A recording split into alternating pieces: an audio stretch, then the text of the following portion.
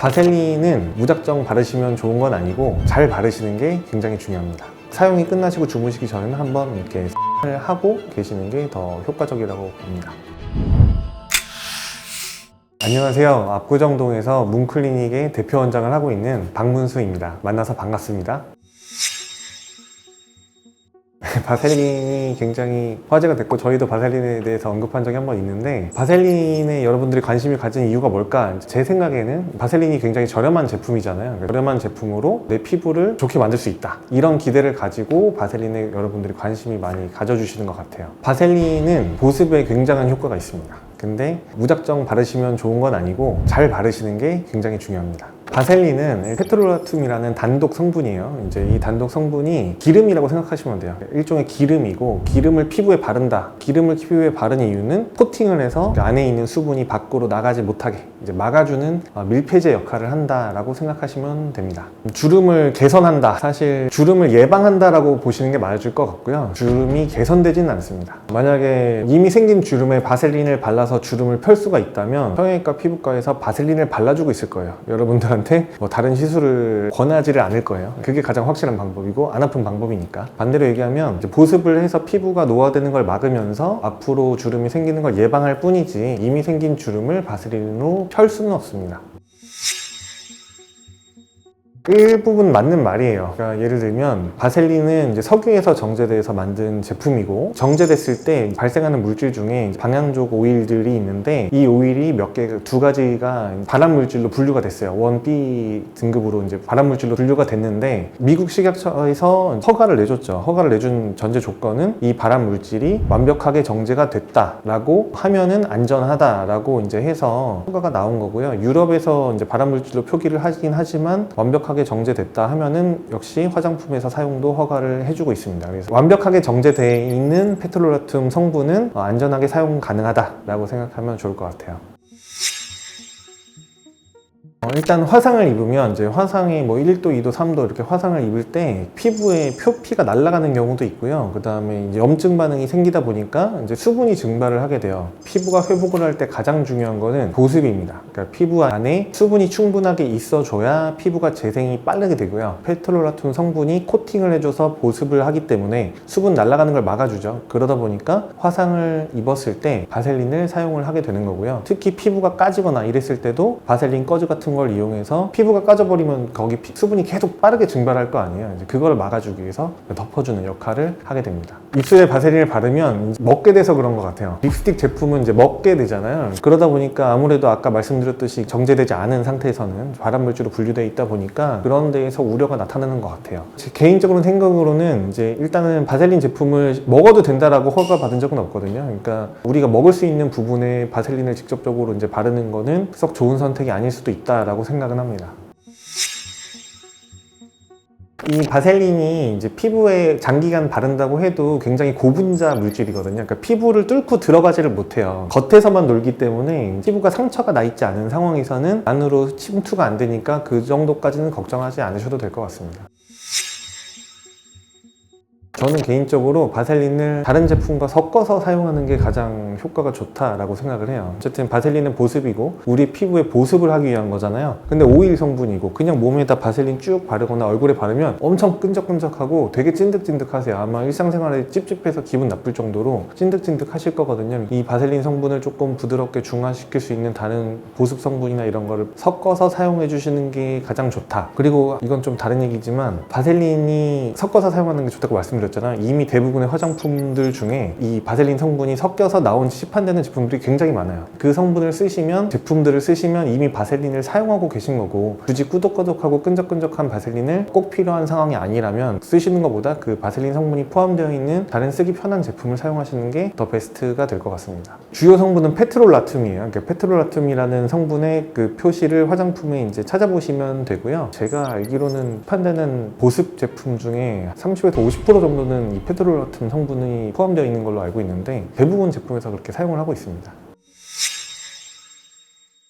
그러니까 예를 들면 내가 보습을 하고 싶다 그러면 끈적거리지 않는 정도만 이렇게 펴서 바르시면 돼요. 왕창 코팅해서 쓴다 그럼 벗겨질 거를 생각해서 이제 덮어버린다 이렇게 생각하시면 당연히 두껍게 바르셔야겠지만 그냥 일상생활에서 쓰실 때는 일반 로션 바르듯이 그냥 얇게 펴서 바르는 정도까지가 가장 좋으실 것 같습니다. 만약에 상처가 났는데 피부가 긁혔어 아니면 화상을 입어서 피부가 날아간 상태 수분이 계속 증발을 해야 되는 그런 상태라면은 바셀린은 이제 조금 두껍게 계속 이렇게 바셀린이 눈에 보일 정도로 한 2-3mm 정도 두께로 두껍게 덮어주시는 게 좋은데 이때 조금 고려해 하셔야 될 게 바셀린이 소독되어 있는 제품은 아니거든요. 시중에 파는 바셀린이 나올 때는 묽은 상태일 수도 있지만 뚜껑 쓰고 하루 이틀 쓰다 보면 묽은 상태에서 깨지게 된단 말이에요. 그러면 피부가 상처난 상태에서 세균을 집어넣는 꼴이 될 수가 있어요. 코팅하겠다라고 생각했는데 수분은 보습은 됐지만 세균은 막 들어가는 그런 상황이 될 수 있어서 그런 경우에는 묽은 바셀린을 쓰셔야 되는데 묽은 바셀린 찾기가 어려우시잖아요. 그때는 해결할 수 있는 방법이 약국에 가면 항생제 연고 있어요. 항생제 연고가 멸균되어 있고 그 다음에 항생제 들어있는 바셀린이라고 생각하시면 되거든요. 그거를 두껍게 바르시면 이제 까진 상처에 안전하게 2-3mm 두께로 덮는 효과를 보실 수 있을 겁니다. 특히 여드름이 있으신 분들은 이제 바셀린 절대 쓰시면 안 돼요. 바셀린은 이제 미네랄 오일이고 오일 성분은 모공을 틀어 막아주는 안 좋은 역할이 있고 이것 때문에 여드름이 더 악화되는 경우가 굉장히 많아요. 그래서 여드름인 분들이 피부 염증 생겼다고 내 보습을 하겠다 바셀린 막 바르시면 모공이 막혀서 여드름이 2배, 3배가 됩니다. 바셀린을 만약에 쓰시고 기름칠을 한 거니까 꼭 사용이 끝나시고 주무시기 전에는 한번 이렇게 세안을 하고 완벽하게 제거를 하고 계시는 게 더 효과적이라고 봅니다. 우리 피부를 깨끗하게 만들기 위해서는 아무래도 세안밖에 방법이 없잖아요. 그러니까 우리 피부를 깨끗하게 다시 리프레시를 한다라는 의미에서 세안이 굉장히 중요한 것 같습니다. 화장품도 일종의 노폐물이고 화장하고 나갔다 오셨다는 거는 밖에서 미세먼지나 뭐 다른 안 좋은 물질들을 얼굴에 붙여갖고 오셨다는 얘기가 될 텐데 그 상태에서 주무시면 우리 피부가 노폐물과 함께 잠드는 거니까 당연히 나빠질 수밖에 없겠죠. 꼼꼼하게 세안한다고 피부가 좋아지진 않을 거예요. 대신 나빠지진 않을 거다. 이렇게 말씀드리고 싶네요. 세안의 물온도 굉장히 논란이 많은 걸로 알고 있는데 찬물 세안해야 된다, 뭐 따뜻한 물 세안해야 된다, 모공이 좁아야 된다, 뭐 좁혀야 된다 이런 얘기 많이 하시는데 기본적으로 우리가 세안을 하는 목적은 피부를 깨끗하게 클렌징을 하는 거잖아요. 그러면 세안의 온도도 클렌징에 맞춰줘야 돼요. 피부가 가장 깨끗하게 닦이는 온도 그게 한 30도에서 40도 사이 정도라고 일반적으로 알려져 있고 찬물로 뜨거운 물로 세안을 하시는 것보다 미온수로 세안을 하시는 게 피부가 가장 깨끗하게 닦여 나가기 때문에 그 정도 온도가 적당하다라고 이해하시면 좋을 것 같아요. 찬물로 세안을 하는 목적이 피부를 더 좋게 한다라고 한다면 아무 의미가 없기 때문에 뭐 잘못된 방법이라고 얘기할 수 있을 것 같아요. 찬물로 세안을 마무리를 하는 게 피부에 크게 해가 안 되는 것도 있지만 뭐 득될 것도 전혀 없거든요. 그래서 찬물로 세안을 하면 피부가 좋아질 거다 혹은 모공이 좁아질 거다 이렇게 생각하시는 거는 잘못된 생각이다 이렇게 말씀드리겠습니다.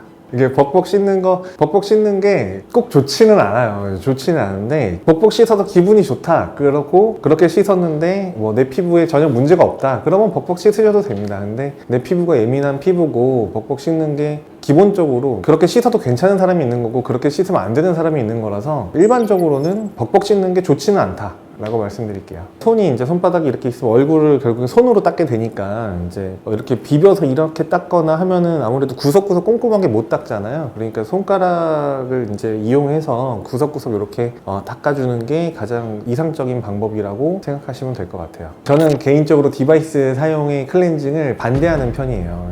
왜 그러냐면 이게 너무 하드하게 이제 디바이스 같은 경우는 뭐 전동 클렌징 막 돌아가는 것 소리 돌아가는 것도 있는데 이러면 피부를 거의 벗겨내듯이 클렌징을 하는 경우도 있거든요. 물론 딥 클렌징의 효과는 당연히 손으로 하는 것보다 더 있겠죠. 근데 과도한 딥 클렌징을 매일 해야 될 필요가 있냐라고 하면 저는 없다라고 생각을 하고 오히려 그런 전동 클렌징 기구를 이용하시는 것보다는 손으로 세안하시는 게 조금 더 안전한 방법이다 라고 말씀드리고 싶습니다. 피부과 진료를 보다 보니까 디바이스를 쓰시다가 아니면은 뭐 과도한 세안, 2중, 3중 세안을 하시다가 문제가 돼서 오시는 분들이 결국에는 병원에 많이 오시게 돼요. 그래서 제가 그런 분들만 많이 보다 보니까 개인적인 경험의 특성상 그런 디바이스나 이제 여러 번 세안하거나 과도하게 세안하는 거를 저는 싫어할 수밖에 없게 된 것 같아요. 근데 그런 걸 쓰셨는데 내 피부에 전혀 문제 없고 나는 피부과 한번 안 가도 피부가 괜찮다 이런 분들은 뭐 괜찮으실 것 같습니다.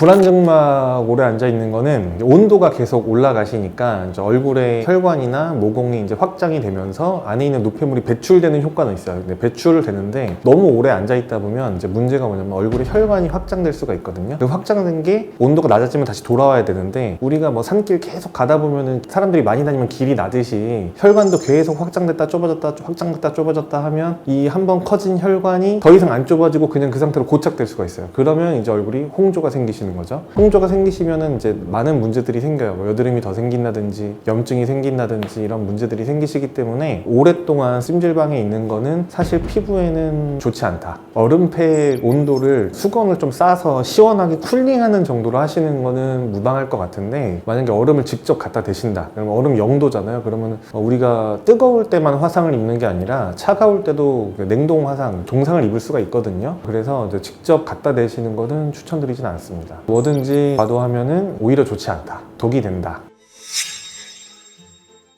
사실 저는 아침, 저녁 두 번 세안하는 것을 추천드리는데 둘 중에 내가 세안을 한 번만 할 수 있다 라고 하면은 저녁을 더 소중하게 생각해라 라고 말씀드리고요. 세안은 하루에 2번 정도, 아침에 일어나서 한 번, 그 다음에 외출하고 집에 돌아와서 한 번, 이렇게 하는 게 가장 좋다 라고 말씀드리겠습니다. 우리가 세안을 하는 거는 클렌징이잖아요. 그러니까 깨끗하게 닦아내는 이제 이런 역할인데 아침이건 밤이건 노폐물이 발생을 해요. 잠자면서 이제 노폐물이 발생을 하고 베개에 있는 먼지나 이런 것들이 피부에 묻어 있고 일어났을 때 그런 거를 깨끗하게 제거를 해주는 과정이 필요한데 아침에 집에서 잠자고 발생한 노폐물과 이불에서 나온 베개에서 나온 먼지 이런 것들과 출근해서 아니면은 밖에 나가서 외출해서 밖에서 미세먼지 맡고 먼지 맡고 그다음에 화장하고 땀 나고 식혔다가 다시 또 땀 나고 이렇게 해서 생긴 노폐물과 비교를 해보면 당연히 압도적으로 저녁 때 얼굴에 노폐물이나 미세먼지나 그런 안 좋은 것들이 더 많이 축적돼 있을 거예요. 그래서 아침을 만약에 할 수 없다면 저녁이라도 꼭 해라. 이제 이렇게 말씀드리고 싶습니다. 다시 쓴다면 당연히 보습 로션을 빠르게 발라주시는 것을 추천드립니다. 저 같은 경우는 세안하고 수건으로 닦자마자 바로 보습 로션을 발라요. 보습 로션 자체를 화장대에 두지 마시고 그러니까 기본 보습 로션은 그냥 화장실에 세안하는데 두시는 게 더 나을 수도 있어요. 물기가 닦이자마자 바로 하시는 게 제일 낫다. 굳이 의학적으로 따지면 물기가 약간 남아있고 그냥 수건으로 대충 닦고 나온 상태에서 물이 기화되면서 안에 있는 수분까지 같이 증발시키고 이런 과학적인 여러 가지가 있고 그 다음에 클렌징을 했으니까 얼굴에 우리가 기존에 발랐던 로션이나 보호막이나 각질 같은 게 만약에 제거가 됐다면 벌거벗은 상태로 피부가 있는 거거든요. 그럼 빨리 옷을 입혀줘야지 안전하겠죠. 맨살로 있는 그 상태를 얘가 노출되어 있는 그 약한 상태를 빨리 커버해준다. 이렇게 생각을 해주시면 좋을 것 같아요. 집에 가면 세안을 손으로 하잖아요. 그러니까 손을 먼저 씻어요. 핸드 클렌저가 이제 구비가 돼 있고 손을 한번 씻고 그 다음에 클렌징 폼으로 얼굴을 부드럽게 미온수로 좀 따뜻한 물로 하거든요. 이제 이렇게 문질문질 이렇게 다 골고루 한 다음에 물로 씻어내고 그 다음에 저는 1차 세안밖에 안 하거든요. 그러고 바로 로션 바릅니다. 그게 이제 저의 세안 루틴이에요. 저는 달팡에서 나오는 인트라 무스 클렌저라는 걸 사용하는데 예전에는 제가 겔폼으로 되어 있는 클렌징을 많이 사용을 했었어요. 근데 여러 가지 이유로 그 겔폼 클렌징이 이제 품절되면서 다음에 찾은 게 무스 클렌저인데 사실 별로 안 좋아했거든요. 무스 클렌저가 좀 세정이 덜 되는 그런 느낌이 좀 있었던 거예요. 근데 이거 갖고 꼼꼼히 잘 하다 보니까 무스 클렌저도 굉장히 부드럽게 세안도 잘 되고 내가 이거 무스 클렌저를 그냥 무시했구나. 내가 오히려 꼼꼼하게 세안하면 충분한 세정력이 있는 건데 이런 생각이 들고 부드럽고 그다음에 피부에 자극이 좀 없어서 나이가 들다 보니까 좀 피부가 약해지는 것 같아서 이제 외부 자극에 조금 취약해지고 있는데 그런 면에서 이제 좀 만족스러워서 지금은 무스 클렌저로 그냥 1차 세안만 하고 있습니다. 꼼꼼하게 쓰는 것도 중요한데 내 피부에 맞는 거를 쓰는 게 제일 중요하다. 클렌징을 썼는데 피부가 트러블이 더 나. 아니면 이 클렌징을 썼는데 피부가 따가워. 이러면 안 맞는 거고 이걸 썼더니 세정력도 만족스럽고 그 다음에 피부에 문제도 없고 그러면 이제 내 피부와 이 클렌저가 잘 맞는구나. 이렇게 생각하는 게 좋을 것 같아요. 그래도 지금 이제 갖고 있는 이 내용만 가지고 클렌징이나 화장품이나 이런 거를 꼭 정하지 마시고 정확하게 판단을 받으시려면 병원에 내원하셔서 의료진과 상의 후에 나한테 적합한 게 무엇인지 체크를 받으시는 게 좋겠습니다.